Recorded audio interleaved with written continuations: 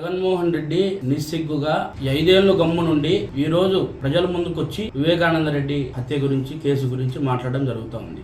జగన్మోహన్ రెడ్డి గారికి ప్రతి ఒక్కరు తెలుసు, ఎవరు హత్య చేయించినారో, ఎవరు చెప్తే ఎవరు చేసినారో అనేది ఆంధ్రప్రదేశ్ రాష్ట్ర ప్రజలందరికీ కూడా తెలుసు. అయితే నేను హంతకున్నా మీరు హంతకులా అనేది కోర్టులు నిర్ణయిస్తాయి. అవినాష్ రెడ్డి అనే వ్యక్తి కావచ్చు, ఇంకోరు కావచ్చు, మన ప్రెస్ మీట్ పెట్టి ఏదో సునీతమ్మ గారికి నాకు ఒక చీకటి ఒప్పందం అంట. ఆ చీకటి ఒప్పందం ఈ రోజున బయట పెట్టినా కూడా నేను జైలు వేయడానికి సిద్ధం. 24 hours లో ఆ చీకటి ఒప్పందం ఏందో నువ్వు బయట పెట్టు, నేను జైలుకు పోతా, లేకుంటే అన్ని ఒప్పుకొని నువ్వు లోపలికి పోతావా అని నేను ప్రశ్నిస్తా ఉన్నాను. జగన్మోహన్ రెడ్డిని కావచ్చు, అవినాష్ రెడ్డిని కావచ్చు, భాస్కర్ రెడ్డి వీళ్ళందరినీ కావచ్చు, నేను సవాల్ విసురుతాను ఇదే మాట. 25వ తారీఖు నేను నామినేషన్ వేస్తానా అని చెప్పి తెలుసుకొని ఆ రోజు జగన్మోహన్ రెడ్డి వస్తున్నాడు. ఆ రోజు నన్ను నామినేషన్ వేయకూడదు, 23rd 22nd వేసుకోమంటున్నాడు. 23వ తారీఖు 24వ తారీఖు అంటే ఎందుకు? 25వ తారీఖు జగన్మోహన్ రెడ్డి అనే అతనికి ఒక్కనికేనా అర్హత ఉండేది? ఈసీ అధికారులు ఏమైనా ఆంక్షలు పెట్టినారా? పెట్టలే.